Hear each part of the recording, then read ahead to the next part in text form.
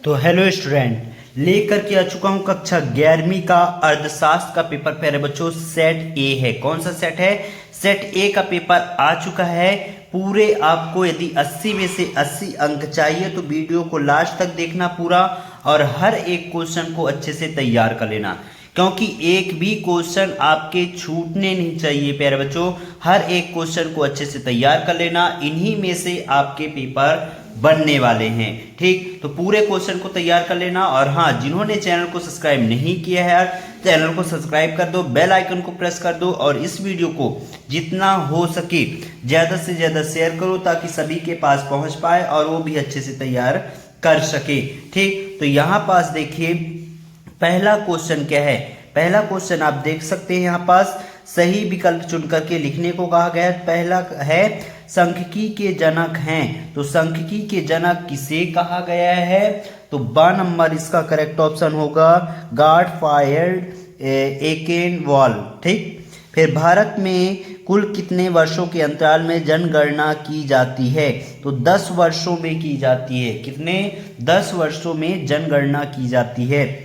किसी श्रृंखला को 10 बराबर भागों में विभाजित करने को कहा जाता है? दशमक, शतमक या चतुर्थांश, इनमें से कोई नहीं। तो इसका करेक्ट ऑप्शन होगा अ नंबर, दशमक। ठीक, सूचांक मापते हैं, तो सूचांक किससे मापते हैं? दो चरों के मध्य संबंध को, दो चरों के मध्य संबंध को। ठीक, भारत में हरित क्रांति किन फसलों में सफल रही?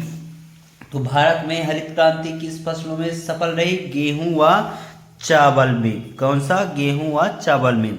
भारत में आर्थिक सुधारों का आरंभ हुआ था, तो आर्थिक सुधारों का आरंभ 1991 में हुआ था। ठीक, इस तरीके से आप ऑब्जेक्टिव के आंसर लिख सकते हैं। ठीक, फिर यहाँ पास आप देख सकते हैं अगला क्वेश्चन, रिक्त स्थान की पूर्ति यहाँ पास करने को कहा गया है। यहाँ पास मैं रिक्त स्थान की पूर्ति आपको पूरे आंसर बताते जा रहा हूँ, आप लिखते जाइएगा। तो यहाँ पास क्या है? खालिस्तान में निवेश मानव पूंजी का प्रमुख स्रोत है, तो शिक्षा क्या हो जाएगा? शिक्षा का। नाबार्ड की स्थापना वर्ष खालिस्तान में हुआ था, तो 1982 में हुआ था। किसमें? 1982 में। चीन में वर्ष खालिस्तान में ग्रेट लीप फॉरवर्ड अभियान शुरू किया गया था, तो 1998 में। किसमें? 1998 में।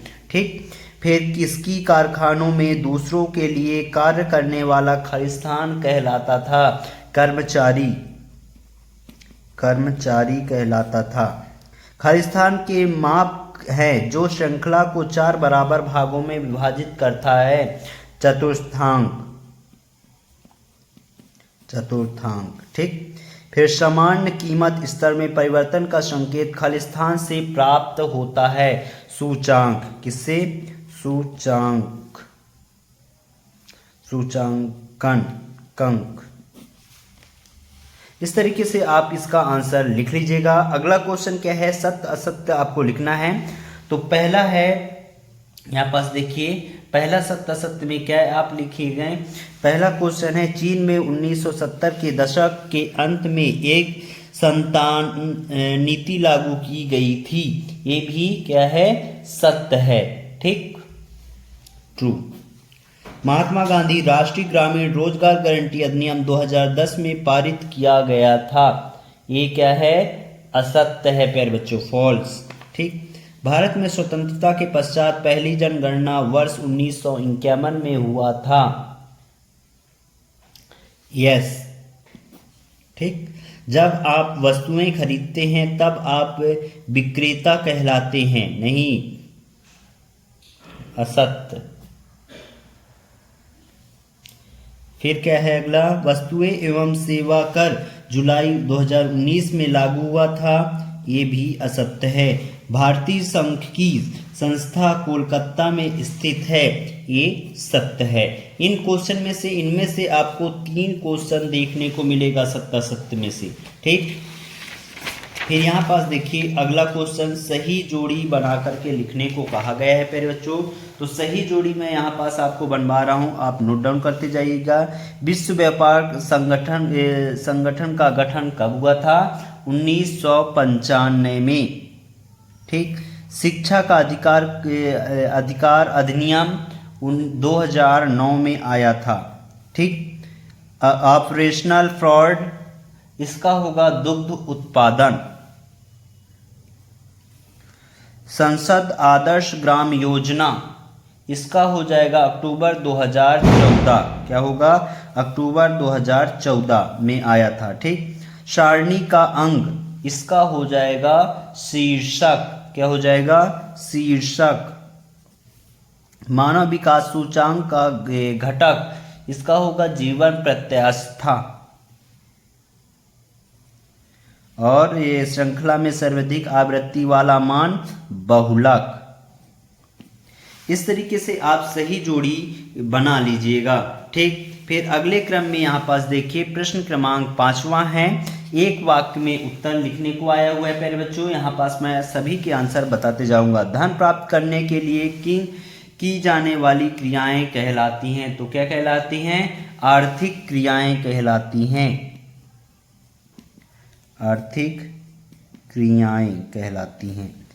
शोधकर्ता द्वारा स्वयं संकलित आंकड़े कहलाते हैं। तो क्या कहलाते हैं? प्राथमिक आंकड़े कहलाते हैं। प्राथमिक आंकड़े कहलाते हैं। ठीक। फिर अगला क्वेश्चन क्या है? दंड आरेख कितने प्रकार के होते हैं? तो दंड आरेख 3 प्रकार के होते हैं। कितने? 3 प्रकार के। चरम मादों की उपस्थिति से कौन सा औसत सर्वाधिक प्रभावित होता है? तो इसका आंसर होगा, इसका क्या होगा? समांतर माध्य। क्या होगा? समांतर माध्य। ठीक। अगला क्वेश्चन क्या है? उपभोक्ता कीमत सूचांक CPI को इस अन्य नाम से भी जाना जाता है। तो किस नाम से जाना जाता है?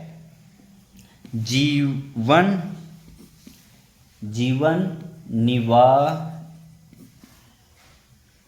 सूचकांक से जाना जाता है। ठीक। ग्रामीण क्षेत्रों में प्रमुखतः इस प्रकार की बेरोजगारी विद्यमान होती है। तो किस प्रकार की? प्रच्छन्न बेरोजगारी।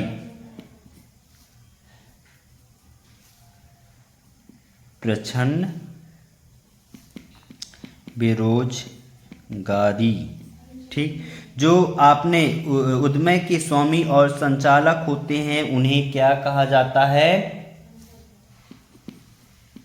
स्वनियोजित। इस तरीके से आप सभी के आंसर लिख लीजिएगा। ठीक। एक वाक्य में उत्तर पूरे आंसर मैंने बता दिए हैं। इसके आगे के क्वेश्चन यहाँ पास आप देख सकते हैं। इनके आंसर बहुत जल्द लेकर के आऊँगा। सारे चीज़ों के आंसर आपको मिल जाएंगे प्यारे बच्चों। पूरा वीडियो आने वाला है। ये इसका सेकंड पार्ट बहुत जल्द अपलोड कर दूंगा। सभी क्वेश्चन के आंसर आपको मिल जाएगा। तो मिलते अगले वीडियो के साथ, तब तक के लिए जय हिंद, जय भारत।